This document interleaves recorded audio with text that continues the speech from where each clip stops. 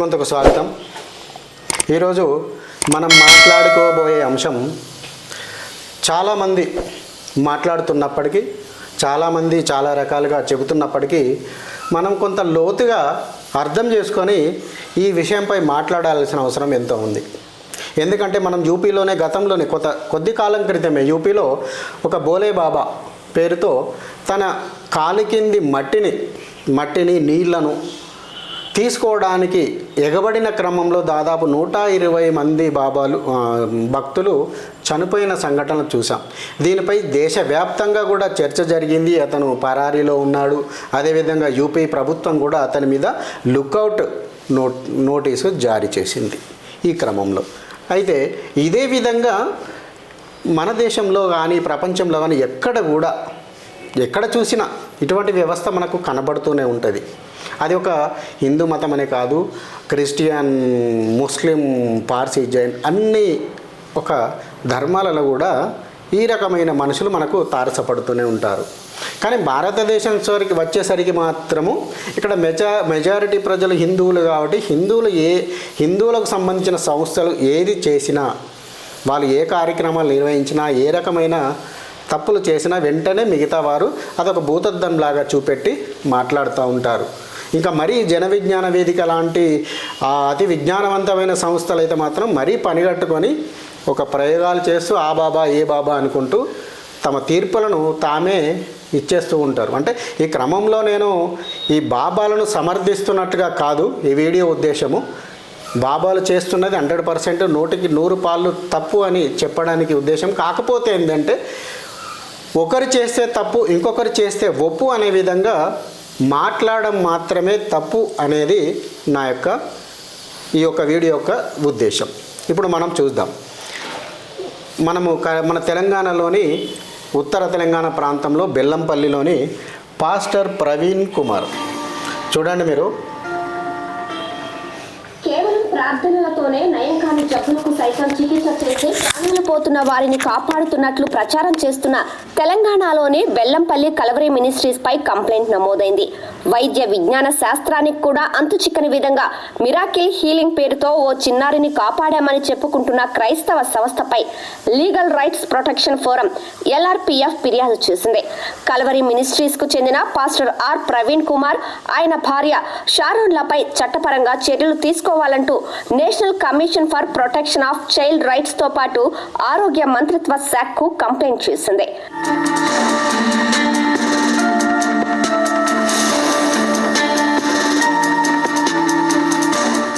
Calvary ministries కు చెందిన pastor Praveen Kumar పేరుతో ఉన్న ఓ అధికారిక యూట్యూబ్ ఛానల్లో మే 16, 2024న ఒక వీడియో అప్లోడ్ చేశారు. అందులో కిడ్నీ చెడిపోయిన బాలిక హైదరాబాద్లోని నీలోఫర్ ఆసుపత్రిలో చికిత్స పొందుతుందని, ICUలో ఉందని, ఆ చిన్నారి తల్లిగా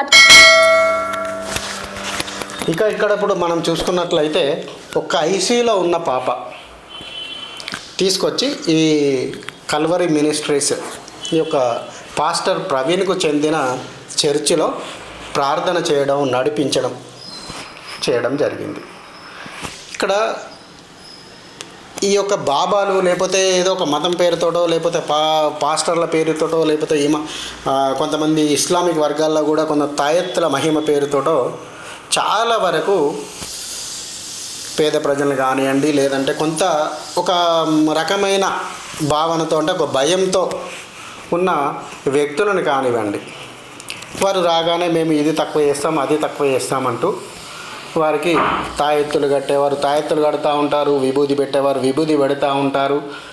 ఇప్పుడు బోలే బాబా లాంటి వ్యక్తులు ఇంకా పెద్ద మొత్తంలో, అంటే ఒక వ్యాపార కేంద్రంలాగా వీరు వ్యాపార ధోరణిలో నిర్వహిస్తూ కార్యక్రమాలను భక్తులను రప్పిస్తూ మేము ఈ కార్యక్రమాలు అంటే మీకున్న అనారోగ్యాలను ఏదై కావాలనుకుంటే ఆ రకమైన మీ భావనను మేము సంతోషపరుస్తాం, మేము తొలగిస్తాం, మీ కష్టాలను తొలగిస్తాం అనే విధంగా ప్రచారం చేసుకుంటూ భక్తులను ఆకర్షిస్తూ ఉంటారు. ఈ క్రమంలో ఇక్కడ పాస్టర్ ప్రవీణ్ చేస్తున్నది కూడా అలాంటిదే. అయితే ఇక్కడ మనం చూడాల్సింది ఒక ముఖ్యమైన విషయం ఉంది. హిందూ ధర్మంలో గుడిలో పూజారి భక్తులు ఎవరు వచ్చినా కూడా ఈ భగవంతుని నమ్మండి, దారి చూపిస్తాడు అని మాత్రమే చెప్తాడు. అదేవిధంగా ఇస్లాంలో కూడా చూసుకున్నట్లయితే మసీదులో ఇమాం ఉంటారు. ఇమాం కూడా మీరు అల్లాను నమ్మండి, ఆ భగవంతుని నమ్మండి, మీకు ఆ భగవంతుడే మీకు వచ్చిన కష్టాలకు తొలగిపోయే విధంగా దారి చూపిస్తాడనే మాట మాత్రమే చెబుతాడు. కానీ ఇక్కడ తన పాస్టర్ కూడా అదే వృత్తి. అంటే భగవంతునికి భక్తునికి అనుసంధానంగా ఉన్న వ్యక్తులు హిందూ ధర్మంలో పూజారి అంటారు, చర్చిలో పాస్టర్ అంటారు, మసీదులో ఇమాంగా వ్యవహరిస్తూ ఉంటారు. ఇవి పూజాధికారులు అంటే భక్తునికి భగవంతునికి అనుసంధానంగా ఉండే ప్రధానమైన పాత్రలు. ఇక బాబాల సంగతి వేరు. బాబాలు అనేవారు గుడిలో పూజారులు కాదు. అదేవిధంగా వారు ప్రత్యేకమైన వ్యక్తులు. ప్రత్యేకమైన వ్యక్తులు అంటే అతీత శక్తులున్న వ్యక్తులు అనే విధంగా ఈ ప్రపంచంలో ఇప్పుడైతే ఎవరు లేరు, కానీ మాకు అతీత శక్తులు ఉన్నాయి అనుకుంటూ చెప్పుకోగలిగే వ్యక్తులు. ఇక్కడ పూజారి ఎప్పుడు కూడా నేను చెప్పదలుచుకున్న అంశం ఏంటిదంటే, ఇక్కడ పూజారి అనే వ్యక్తి ఎప్పుడు కూడా మీరు గుళ్ళోకి రండి, మీ కడుపులో గడ్డలుంటే తగ్గిపోతాయి, మీ క్యాన్సర్ ఉంటే పోతుంది, లేదా మీకు ఎంత తీవ్రమైన అనారోగ్యం ఉన్నా ఈ దేవుని దగ్గరికి వచ్చి దర్శనం చేసుకోండి, మీకు పోతాయి అని చెప్పడు. అలాగే ఇమాం కూడా, అలాగే పాస్టర్ కూడా. చర్చిల్లో పాస్టర్లు కూడా ఈయన ఒకటి బెల్లంపల్లి ప్రవీణ్ ఒకడే కాదు, దాదాపు వేలాది మంది పాస్టర్లు ఉన్నారు. ఏ పాస్టర్ కూడా మా చర్చికి రాగానే మీ క్యాన్సర్ గడ్డలు తొలగిపోతాయి, మీకు అనారోగ్యం అనేది ఈ నిమిషంలో టచ్ చేస్తే చాలు వెళ్ళిపోతుంది అని చెప్పేసి ఏ పాస్టర్ కూడా చెప్పడు.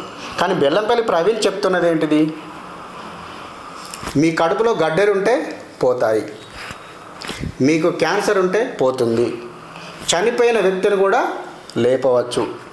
గతంలో 2022 ప్రాంతంలో ఒక తీవ్ర జ్వరం బారిన పడిన ఒక యువకుణ్ణి ప్రార్థన పేరుతో తన మంచిర్యాల బెల్లంపల్లి పట్టణం చుట్టూ తింపి ప్రాణాలు పోగొట్టడం జరిగింది. అదేవిధంగా గత 10 నెలల క్రితం కూడా ఒక వ్యక్తి రాజమండ్రి నుంచి తన తల్లి శవాన్ని వేసుకొని వచ్చి ప్రార్థన చేయమని చెప్పి దాదాపు ఎంతోసేపు అక్కడ వెయిట్ చేయడం జరిగింది. ఒకవేళ నీకు ఈ పాస్టర్ ప్రవీణ్ కనుక అతీత శక్తులే ఉన్నట్లయితే మరి ఎందుకు బయటికి రాలేదు? తనను ఎందుకు ప్రార్థన చేసి ఆ చనిపోయిన వ్యక్తిని లేపలేదు? అదేవిధంగా ఈ గతంలో 2022లో జరిగిన సంఘటనలో కూడా ఆ యొక్క ఏ వ్యక్తి అయితే యువకుడైతే తీవ్ర జ్వరాన బారిన పడి రావడం జరిగిందో అతన్ని ఎందుకు మరి బతికించలేకపోయాడు? అంటే ఎవరు చేసే పని వారు చేయాలి. ఇంత ఆధునిక ప్రపంచంలో, ఇంత వైద్య విధానం అభివృద్ధి చెందిన కాలంలో నీవు ఒక టచ్ చేస్తే చాలు, ఇతను ఒక టచ్ చేస్తే చాలు రోగాలు బాగైపోతాయి అని చెప్పి ప్రజలను మభ్యపెట్టి అనవసరంగా వారి ప్రాణాలు తీసేయడానికి కారణమవుతున్న ప్రవీణ్ను ఎందుకు విమర్శించకూడదు? గడ్డలు నువ్వు టచ్ చేస్తే చాలు ప్రాణాలు పోతాయి అని అన్నప్పుడు మరి వైద్య విధానం ఎందుకు? ఇన్ని హాస్పిటల్ ఎందుకు? లక్షలాది మంది ఫీజులు కట్టడం, లక్షలాది డబ్బులు, కోట్లాది రూపాయలను ఆరోగ్యం పేరు మీద ఖర్చు చేయడం ఎందుకు ప్రభుత్వాలు, ఇటు జనాలు కూడా? అంటే నీకు ఒకవేళ టచ్ చేస్తే కనుక అవన్నీ రోగాలు పోతే మరి నువ్వే ప్రభుత్వం దగ్గరికి వెళ్ళి మీ వైద్య విధానం ఈ హాస్పిటల్స్ అన్నీ వద్దు, ఏదొద్దు, నేను టచ్ చేస్తాను రోగాలన్నీ పోతాయి, ఈ డబ్బులు కోట్లాది రూపాయల ఖర్చు బంద్ చేయండి అని చెప్పి ప్రభుత్వం దగ్గరికి వెళ్ళి నువ్వు మాట్లాడుకొని, ఈ పాస్టర్ ప్రవీణ్ మాట్లాడుకొని ఈ జనాలకు సేవ చేయవచ్చు కదా. కేవలం తన చర్చి ఆవరణలో తన పరిధిలో మాత్రమే ప్రచారం నిర్వహించుకుంటూ, వారికి అక్కడి రప్పించుకుంటూ, అమాయక ప్రజలను రప్పించుకుంటూ, వారికి అమాయకంగా ఉన్న ప్రజలకు అనేక రకాల అబద్ధాలు చెబుతూ ప్రజలను మోసగించడం కాకపోతే ఇది మరేమిటి?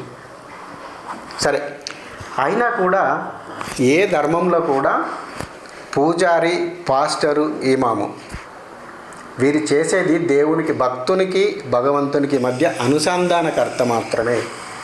తానే తీర్పిచ్చి, తానే భగవంతుని, తానే అనే పదాలు వాడడం అత్యంత ఘోరమైన మోసపూరితమైన చర్యలు. సరే, ఇది ఇలాగే ఉంటుంది. నీకు ఒకవేళ నిజంగానే టచ్ చేస్తే చాలు రోగాలు పోతున్నాయి, పోయినప్పుడు ఈ వ్యవస్థలన్నీ బాగు చేయడానికి నువ్వు బయలుదేరవచ్చు కదా, కానీ అలా జరగదు. ఎందుకంటే తనకు డబ్బులు కావాలి, వ్యవస్థలో చర్చిలో దశమ భాగాలు కావాలి. దశమ భాగాలు ఇస్తే దశమ భాగాలు ఇచ్చినా కూడా ఆరోగ్యం బాగవుతుందా? అది లేదు. మరి అటువంటప్పుడు ఇన్ని అనేక అనవసరమైన రాద్ధాంతాలు అనేక అనవసరమైన ప్రయోగాలు చేయడం ఎంతవరకు సబబు? హిందూ ధర్మానికి సంబంధించిన ఇలాంటి పాస్టర్లకు సంబంధించిన బాబాలకు కూడా కొదవలేదు, కానీ వారిని నేనేమి సమర్థించడం లేదు. కానీ మనలోని కొందరు వ్యవస్థలు, ఈ జన విజ్ఞాన వేదిక లాంటి వారు లేదా ఇతర వర్గాలకు చెందినవారు కేవలం బాబాలను మాత్రమే టార్గెట్ చేస్తూ ప్రచారం చేస్తూ, చూడండి హిందూ ధర్మంలో ఇంతమంది మోసగాళ్ళు ఉన్నారు అనుకుంటా తమ ఏమంటారు కన్నీళ్ళు, దొంగ కన్నీళ్ళు కారుస్తూ ఉంటారు. మరి ఇట్లాంటి ప్రవీణ్ పట్ల ఎందుకు స్పందించడం లేదు, ఇలాంటి వ్యవస్థలు ఎందుకు స్పందించడం లేదు అనేదే జనంగొంతు యొక్క ఆవేదన. అదేవిధంగా ప్రజలు కూడా ఇలాంటి దొంగ పాస్టర్లు, దొంగ బాబాలు, దొంగ ఏ వర్గానికి చెందిన వ్యక్తి అయినా మంచిదే, ఏ ధర్మానికి చెందిన వ్యక్తి అయినా మంచిదే, తాయెత్తుల పేరుతో మీ రోగాలను, మీ గడ్డలను కరిగిస్తామనే ప్రజలను ఏమాత్రం స్వాములను నమ్మొద్దని చెప్పేసి జనంగొంతు కోరుతూ ఉంది. జై హింద్, భారత్ మాతాకి జై.